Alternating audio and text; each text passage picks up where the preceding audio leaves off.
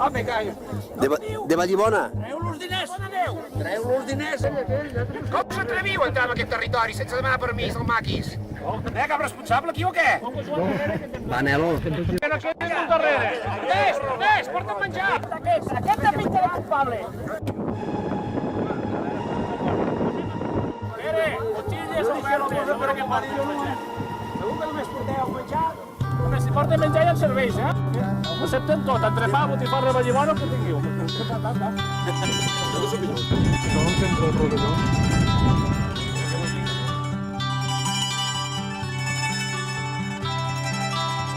Bon dia a tothom i gràcies per venir tots a esta tercera festa de la Pastora de història recent i us vaig explicar tots els successos que van passar el 4 de febrer de 1949 aquí a la Masia del Cabanil on ens trobem. Les fonts orals ens expliquen que el tinent Mangas, un dels dirigents de la Guàrdia Civil de Morella, anava acompanyat d'un maqui que l'havien detingut, que es deia Manolete, i anaven per diverses masies del voltant esbrinant a veure si els masovers havien estat confidents dels maquis i concretament del Manolete. Se sap, segons les fonts orals ens han explicat, que anaven en cavalls, en algunes ocasions el portaven del cavall, en altres el portaven lligat i fins i tot el portaven vestit de guàrdia civil per a que no es notés que era el Manolete. Sabem també que la comitiva de la Guàrdia Civil anava perseguida per 3 individus més. Martí d'Herbeset, un altre que es diem Pep i un altre que li diem Valeriano del Mas de Nialles. Passaven per aquí, per la Masia del Cabanil, i van veure que sortia fum de la masia. Llavors, Manolete va advertir al tinent que tot i haver fum segurament no trobarien a ningú.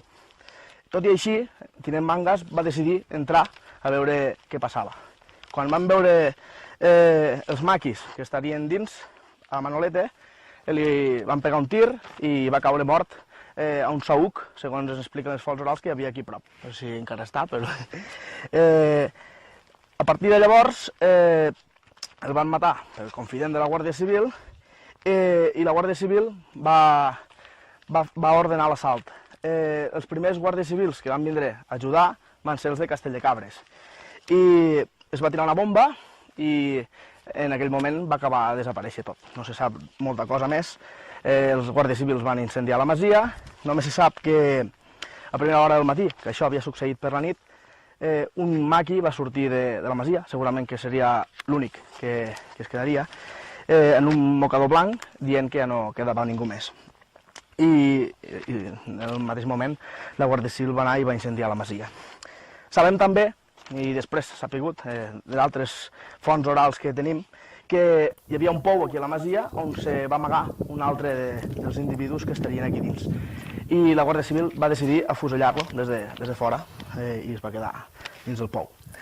Se sap també que aquest fet va ser posterior a l'explosió i consegüent incendis de l'immoble. També sabem, i per acabar, que el personatge Florencio Plameseguer, la pastora, s'incorporà al maquis, com ja tots sabem, d'accident, a partir d'aquest succés, ja que guardava el bestiar, és a dir, treballava aquí a la Masia del Cabanil. El tinent Mangas, com molta gent sap, també va humiliar aquesta persona, despullant-la, que havia estat empadronada com a dona des del seu naixement l'any 1917, i enguany complim 100 anys. Aquest atac moral a la seva persona i els posteriors fets que acabo de comentar van conduir, com acabo de dir per accident, a aquesta persona a la seva unió amb els guerrillers o maquis, entrant a la partida del 23è sector de l'Acla de Jesús Caelles Aymeric o Carlos el Català. I ara us citaré la versió oficial del tinent Mangas que va fer arran dels successos d'aquí, de la Masia del Cabanil. Ruego a usted tenga bien proceder a inscribir en el registro civil de su cargo las defunciones de Manuel Torres Camelior Rodolfo, de 21 años de edad, soltero, natural de Balbona, Teruel. Ventura Álvarez Lombardero, Ventura, de unos 40 años, natural de Millamaín, Lugo, y vecino de Escucha, Teruel. Y Juan Francisco Molina, Cristino, de unos 35 años, natural de Torre Blasco Pedro, Jaén. La muerte, según copia testimoniada de la certificación expedida por el médico que reconoció los cadáveres que acompaña, ha sido ocasionada por hemorragia pleural y pericardíaca. Al propio tiempo, ruego a usted me remita copia literal certificada del acta por inscripción para constancia en las diligencias urgentes que me hallo instruyendo, así como la licencia para que los cadáveres puedan ser inhumados en el cementerio de esta localidad. Dios guarde a usted muchos años. Puebla de Benifasá, a 6 de febrero de 1949. El teniente juez instructor José Mangas García. Servicio municipal encargado del registro civil de la Pobla de Benifasá. I ara Elena Solanas ens explicarà uns fets que han ocorregut fa poc, gràcies a la Generalitat de Catalunya, que s'ha fet reparació de víctimes d'aquesta època i èpoques posteriors.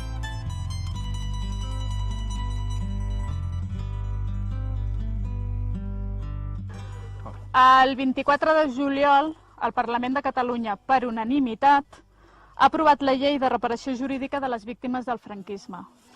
Mirant aquesta llista que està penjada, si algú la vol veure, a l'Arxiu Nacional de Catalunya, surt que han anul·lat el judici, o sigui, el Consell de Guerra que van fer a Florencio Pla Meseguer, que allí està posat com a Teresa Pla Meseguer, i també han anul·lat el judici de Vicenta Pla Meseguer, la meva àvia, la seva germana, que va estar a la presó un any i pico per un xivatasso d'haver tingut un dia a Florencio a casa seva. Llavors, ara us llegiré un article que ha fet una diputada d'allà de Catalunya, explicant una mica el per què han decidit fer aquesta llei. Diu: Catalunya s'ha tornat a mirar al mirall i ha volgut reparar una realitat imposada des del franquisme. Milers de catalans i catalanes van patir la repressió d'un règim que no només els va tractar com a perdedors d'una guerra desigual, sinó que la foscor de la postguerra va ser tan llarga que va arribar a fer-los creure que eren els culpables. La seva fermesa, convicció i llibertat en la defensa d'un govern legalment constituït es va transformar en persecució, empresonament i, en molts casos, assassinats. La por de les traïcions, la vergonya, les amenaces eren el pa de cada dia en una Espanya grisa i anihiladora de les llibertats fonamentals. El veritable triomf del franquisme va ser el silenci, primer imposat per la repressió, però, després, ja en democràcia, el silenci el seguiria l'oblit. Silenci i oblit d'unes generacions de joves que van perdre la seva joventut i que ara, ja padrins, obvien les seves vivències perquè els fa mal compartir-les amb els seus familiars. I així ens trobem que molts nets descobreixen ara que el seu padrí va ser empresonat en un camp de concentració, en una presó, que el seu oncle va desaparèixer en el front o que la seva padrina va haver de marxar a un camp de refugiats a França amb un nen que va aprendre a caminar pel camí. Històries que amb prou feina, per desgràcia, no s'han explicat a casa. Avui, però, el Parlament de Catalunya ha restituït la dignitat de més de 63.961 ciutadans que van ser jutjats il·legalment, en uns judicis sumaríssims per uns tribunals militars i sense cap mínima garantia procedimental, i ha autoritzat a l'Arxiu Nacional de Catalunya a elaborar un llistat exhaustiu de totes aquelles persones que varen ser condemnades.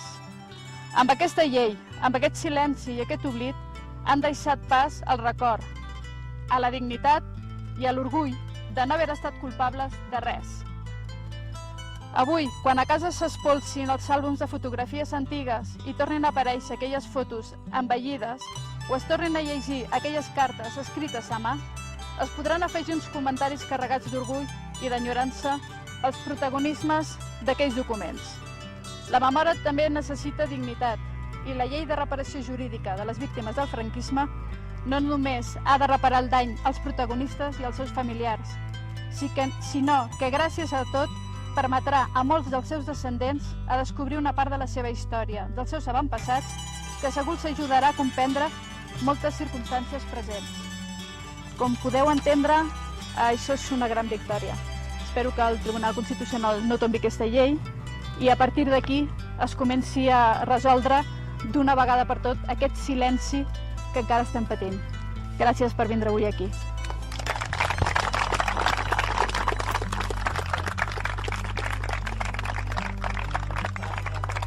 Gràcies a la Pastora, a l'associació, per convidar-nos a participar en aquest acte. Llavors, només apuntar-vos dos pinzellades, com veieu, anem vestits o intentant anar vestits com eren aquella gent, amb armes, com atrets o com mirar de fer-ho el màxim fidel possible.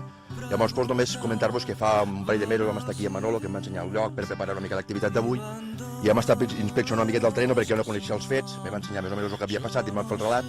Llavors, investigant per aquí vam trobar restes del que ha comentat el Juanjo, que havia sigut atacada amb bombes de mà i tot això, i el que sí que hem trobat van ser restes de bombes de mà de morter, que llavors, per documentar una mica, és un petit morter italià recuperat de la Guerra Civil, que suposo que aquestes dotacions les portava la Guàrdia Civil després de la guerra, i és una de les peces que han fet servir per a fer sortir els pobres maquis de dins.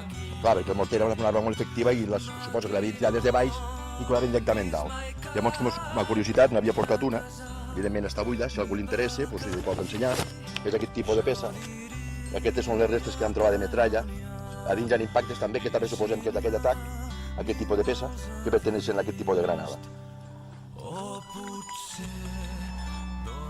Sembla molt poqueta cosa, però té molt mal veu, com veu aquí dins hi ha una espècie de flor, són aquests trossos que us he ensenyat, i només era per documentar una miqueta el fet històric i ficar-ho en pontiques i tot. I no res, esperem que us hagi agradat l'actuació, la intervenció que han fet i no res. Gràcies a tothom per vindre.